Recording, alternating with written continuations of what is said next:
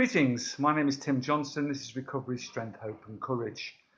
This is the third video I've made this week about withdrawal and early recovery. It's all based on my own experiences of many withdrawals and trying to get through early recovery.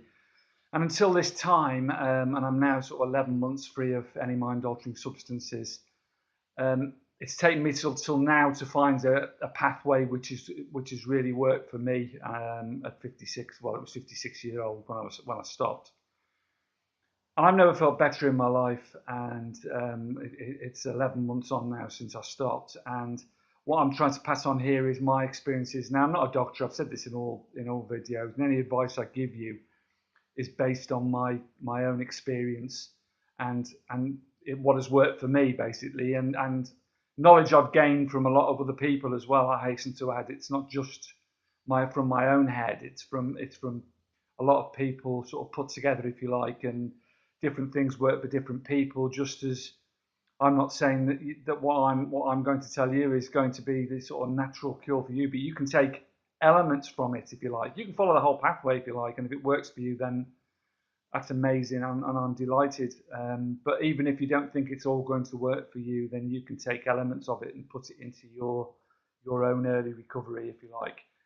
But as I say, I've learned a lot, basically through a lot of research, and my whole of my life's been research, really, hasn't it? You know, because I was addicted to opiates and alcohol for my whole life, you know. So that's one part of research, and I've always been the sort of person that likes to learn and get information. And with the dawning of the internet, there's no excuses now, really, for not finding out about things. And also from amazing people like Ryan Donnelly and Kevin O'Hara at Alcohol Mastery. Ryan Donnelly's freefromhell.com. And those two people really were the two people that inspired my recovery.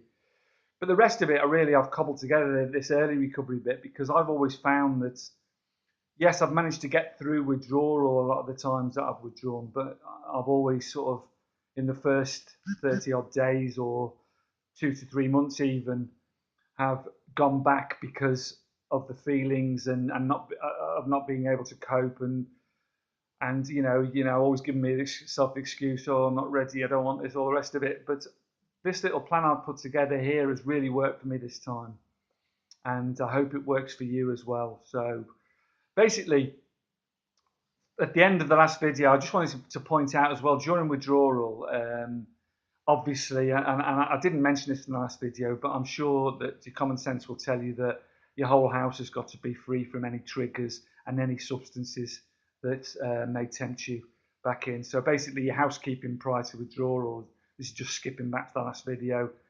Just make sure there's absolutely nothing in your house that's going to trigger you, or which is why I said about your phone and your money, giving it to someone who's perhaps looking after you or supporting you. You know, just take away all that temptation, both visual and mental, that you can, because your mind is very strong, as I'm going to tell you about now during this video, and it will play tricks on you, and it will, that little voice in your head, I call it, but it's not that. It's just thoughts that grow, basically, you know, and sometimes you can't ignore them, you know, so you've got to put all that temptation out of the way. So that being said, so you're reaching the end of withdrawal. You know, withdrawal lasts different times for different people, and some of the symptoms of withdrawal, you might not be experiencing them all, but some drag on a bit. And don't be disheartened by that, because that's perfectly normal. You know, everyone's different. So you're coming to the end. You know, you've been sort of 3 or 4 days, so you've not really sort of you've just started to take things into your body now, and start to nourish yourself a bit and get through these early bits and pieces, and maybe a little bit of sleep's coming back, all the rest of it. But what I'm going to tell you now is, coming to the end of this, hopefully now you've got another sort of 7 to 10 days where maybe someone's looking after the children for you. You're still off work, because if you've managed to get 2 weeks off work, if you've been really lucky.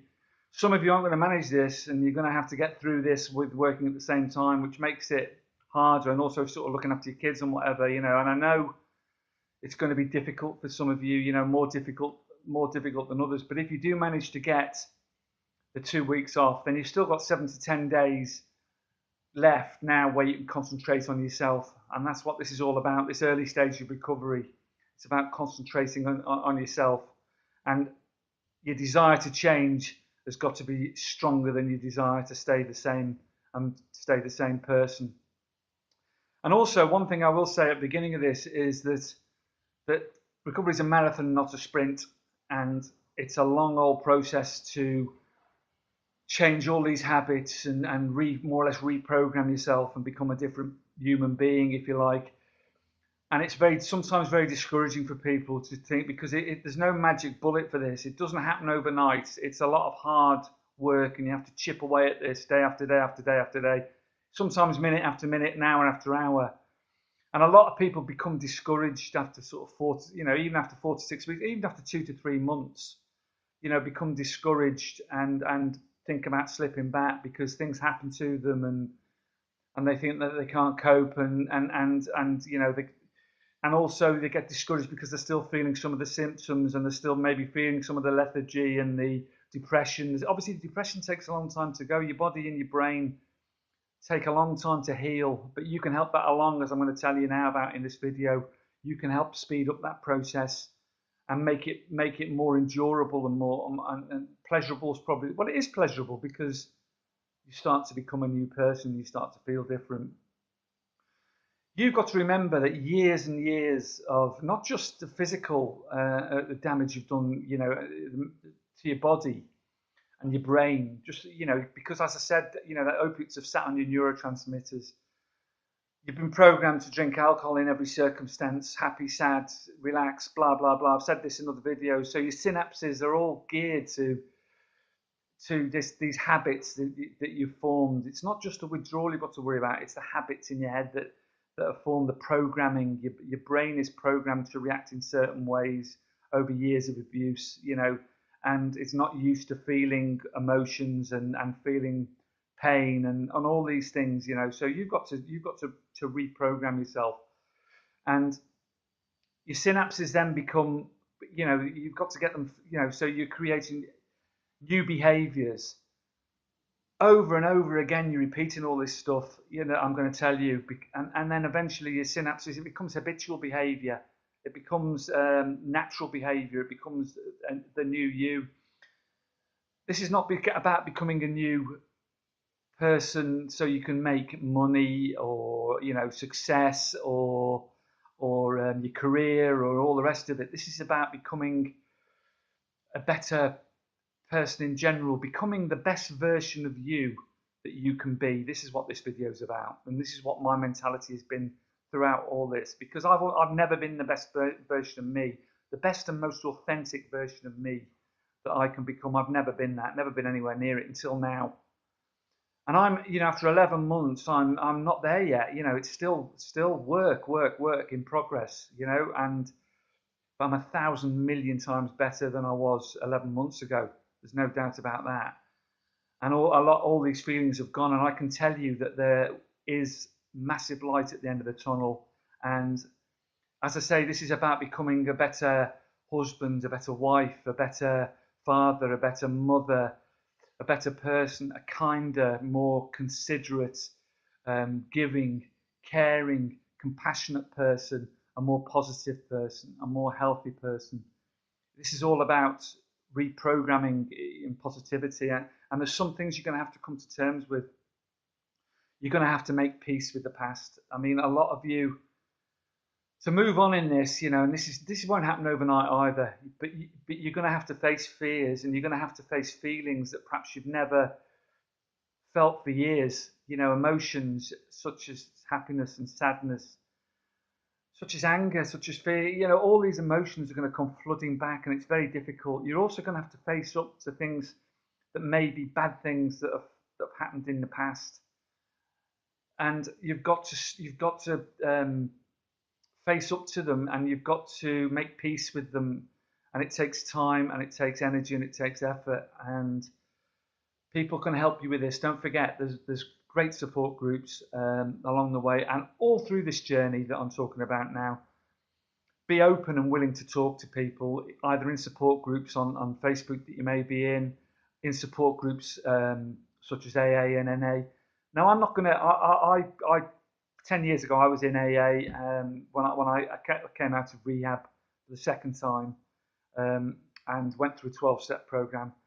And I'm not saying there's anything at all wrong with AA. It wasn't for me. And each to their own. We're all individuals. And I found this path, but there's nothing wrong with using this path and using AA, NA, any other support group. There's nothing wrong with praying to the universe or whatever your beliefs are, whatever your ideals are. This is all about becoming the best version of you. And if you believe that a higher power is God, that's or Allah or Buddha or whatever it is, that's fine. You know, or just creation, or just the universe, or just some higher, greater intelligence than us. That's fine. It doesn't matter. It doesn't matter because it's all about support, and it's all about all about believing in yourself. It's all about recreating a person who is positive, kind, loving, generous, giving, all of those things, healthy, and you know, as I say, don't be discouraged. It takes time. You have to reinvent yourself. You're not going to recognize this person, the person you were at the end of this. You've got to reinvent yourself and become this different person, and that's what I've done. And you know, this starts with simple things. So you're coming out of this fog of withdrawal, and you know you're probably still feeling like shit. You haven't got any energy. You're going to have the runs still for a while. You're going to have, and don't forget the runs is just because your body systems have all been absolutely punished, and they're all healing and getting back to normal, as I said. And opiates in particular are a massive cause of constipation. They shut all your guts down and numb them. And all the runs are is just your body becoming back to normal again and getting rid of all the toxins, like sweat is, and all that. But the runs is just your bowels and your gut trying to come back to normal. So don't be scared or discouraged by that. Just make sure you're getting loads of water, as I said in the last video. So yeah, you're coming out of this fog of withdrawal, and this is the beginning of the process of rebuilding yourself, of becoming this in inverted commas new you, if you like, this new version of you, the best version of you can be. And that starts with diet and nutrition. And these are things that I harp on about, which I never used to care about. In addiction, we don't really give a shit because we're just cram stuff in. Particularly if you're a drinker, you tend to drink, and when you're under the influence of, you're not hungry anyway. You probably don't eat for long periods of time. Then all of a sudden you binge because your body is craving sugars and also all sorts of shit because the damage that alcohol's doing to your body. Same with opiates in a sense. So you're not really thinking about nutrition or what you're putting into your body. You just think about satisfying another craving, another feeling of want. So you've got to start this process with nutrition, and that's where I started. And you're still taking all those supplements that I mentioned in the last video on a daily basis, and eventually you can tail them off because your diet is going to replace all those. You don't need, if you want to carry on taking them, that's fine. But to be honest, if you're focusing on your diet, you're wasting a lot of money on supplements that you don't need really. But obviously, in this early period of recovery, it's important to continue to take them because you need to help your body to heal and help your body fight. And another one I didn't mention in the last for helping heal your brain and for sleep and for depression and all sorts is one called 5-HTP, L-tyrosine, and all that sort of stuff. 5-HTP is a really good one for getting the tryptophan going in your brain and help create these feel-good chemicals and help speed up the process of healing to help your brain start to recreate these chemicals naturally. But the main thing that will help your body and your mind heal is nutrition. So I had a real good look prior to the withdrawal, and so I was prepared when I came out of withdrawal and had in my fridge stuff ready to start me off on this path. And my daughter had given me a book called The China Study, and it's about a plant-based whole food diet and what that does for your body. And how it staves off nearly every illness, and cancers included, but particularly depression. And what you put in, you are what you eat, is a very, very true saying, because what you put into your body is, your body's like a car, isn't it? If you don't put good fuel into it, and stuff, it won't run properly. And if you don't maintain it, it won't run properly, which is why exercise is also, which I'll come on to in a minute, is so important. But nutrition is ultra important. So you start off, you may not feel really hungry, but don't forget, I've told you about the stews and the soups which you've had prepared. So you're starting to eat them slowly but surely now, and you're starting to get regular nutrition into your body as you're coming out of withdrawal. Water all the time is, purified water, at least 8 to 10 pints a day is what I would suggest, and that continues right through now, and I still do that now, 8 to 10 to even 12 pints a day, because it's like a heat wave over here at the moment, so I have to anyway. But it's the process of healing in your body, and the process of your body running is 70-80% water, your body. So you must keep those cells hydrated in your body for all the chemical reactions in your body to work. So water is ultra important. Purified water if you can. Avoid toxins, fluoride and stuff in the water. So your plant-based whole food diet. Now, I'm not telling you to become a vegan, because I'm 70-80%, I would say, vegan now, but I still can't give up, and I don't want to give up. I like chicken, and I like a bit of fish.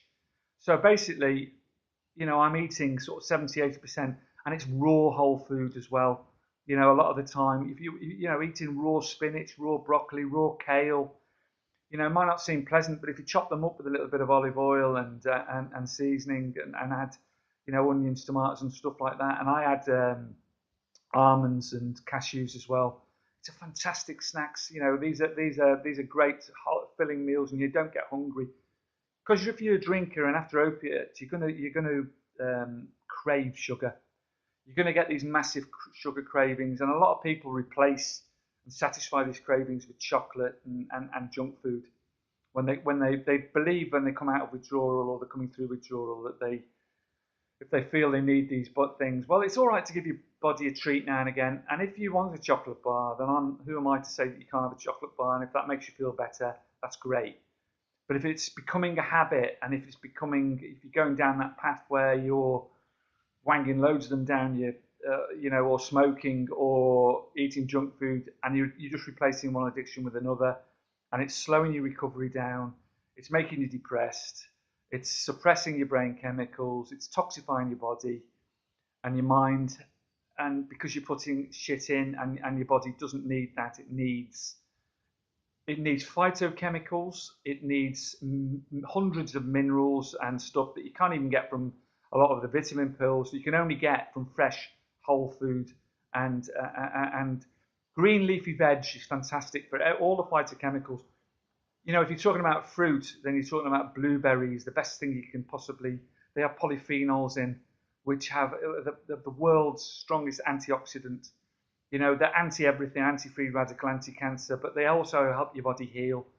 So blueberries, any berries, blueberries, blackberries, strawberries, all of that sort of stuff. Grapes, melon is fantastic, pineapple is fantastic, all those sort of fruits. If you've got sugar cravings, bananas. That's what I did to replace the sugar cravings, because it's complex, it's natural sugar, it's complex carbohydrates, it keeps you satisfied for longer, so it's a longer sugar burn, you don't get the cravings. When you get a sugar craving, I had a banana. So you're constantly putting good things.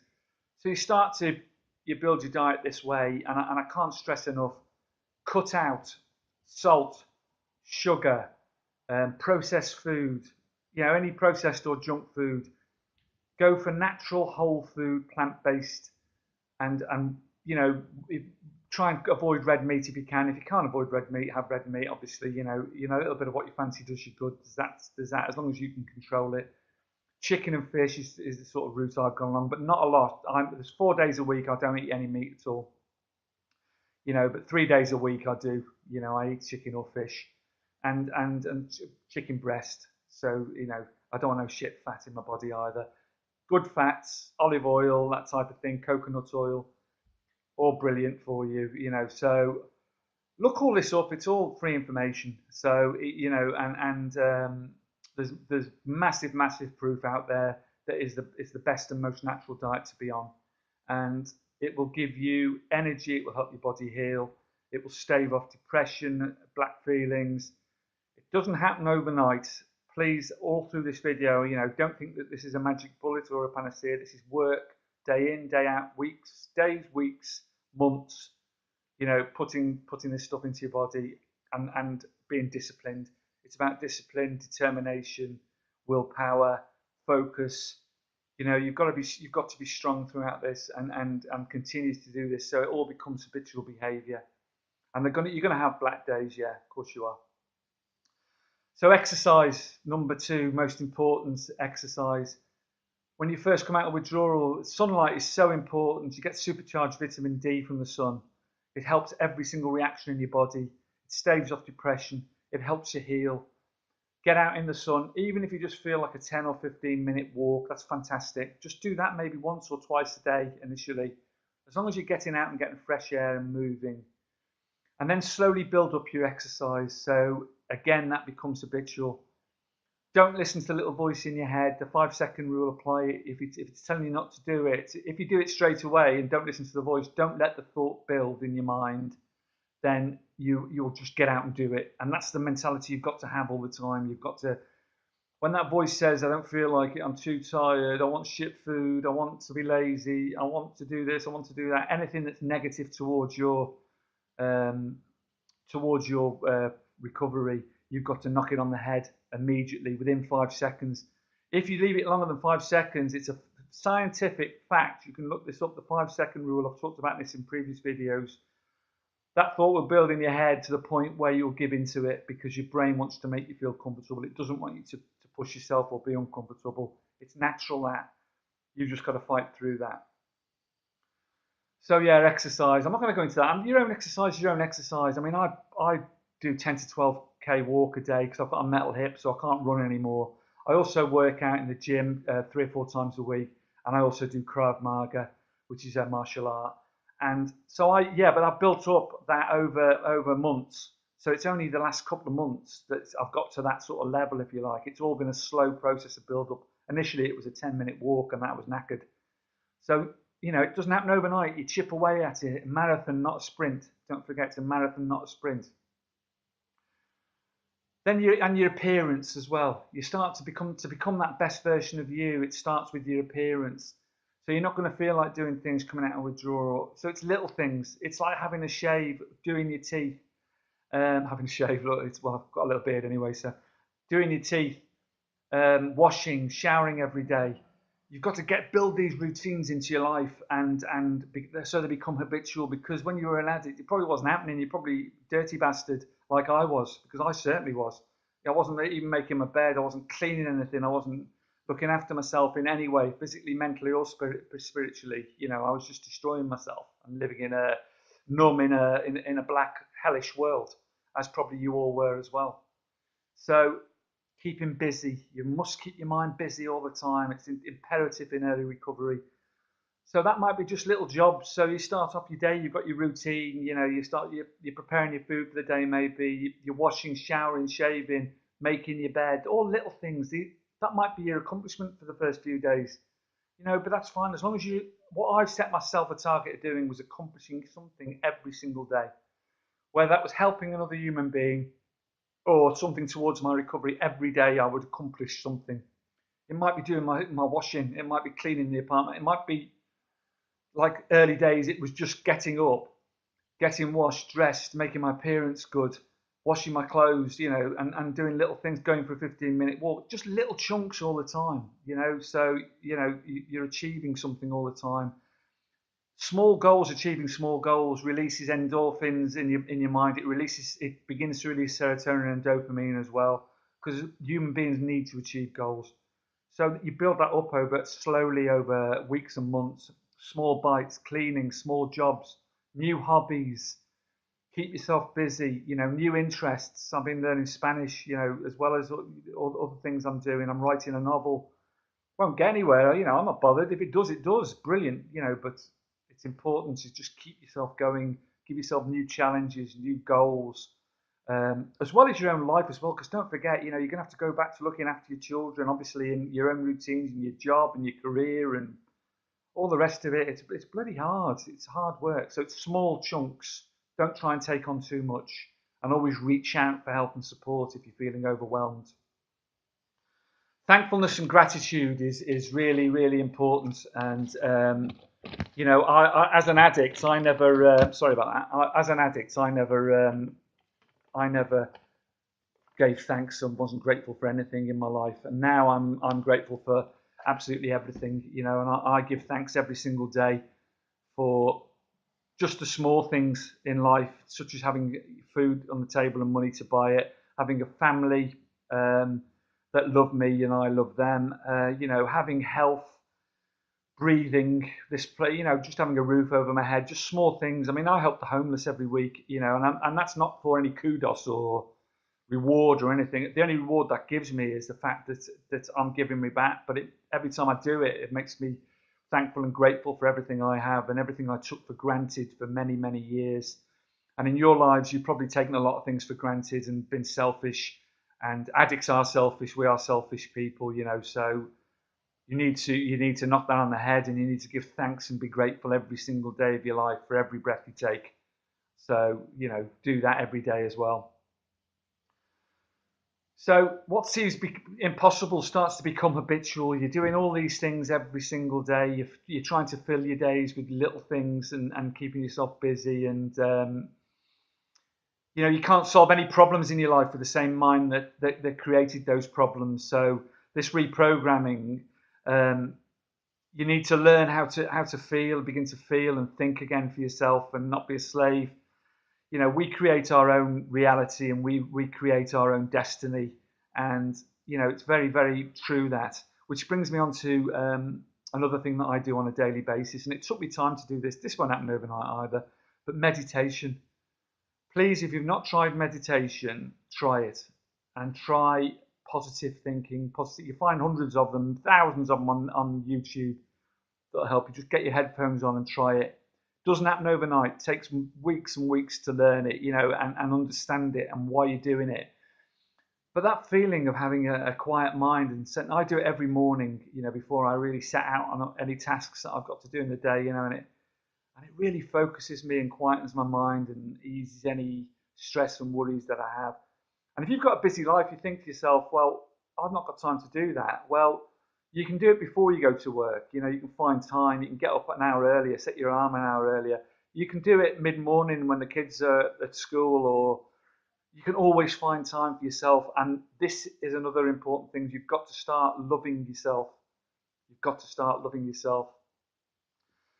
The mind's very powerful. What you think you become, you understand, and whether or not you think you can do anything, you're right, is a very true saying. You really got to start believing yourself, because you've got to do this. You've got to become positive. You've got to smile at people every day. You've got to, and you may not feel it, it may be the last thing in the world you feel like doing is smiling and being positive. But start to give back, start to be kind to people, and the universe will reward you by, and that sounds new worldly and whatever, but it's true. Things start to come back. Positive things start to come in your life. You're walking around with your head down being negative, negative things will come into your life. If you're doing bad things come into your life. So be positive. Start to have a positive mindset. This is the mindset I've had all the time. Smile at people. They smile back at you. It's amazing. Be nice to people. Give, help. And it's so important, this. You've got to give back. And sorry, I thought the video had gone off then. That's why I stopped. I think it's still recording. Hopefully it is. So positive thinking is powerful thinking, and you've got to get your nut down during this, and you've got to reprogram your mind. It's a slow old process. This first 30 days, and your mind will kid you and tell you that you need a substance, and many times over this first 30 days, you can't let these thoughts grow. You've got to think back to the negativity that it brought you, and think back to the bad feelings it brought you. You've got to think of this first, wrap yourself in cotton wool and start to be kind to yourself and start to love yourself for this first 30 days and onwards, you've got to start doing that, and you've got to start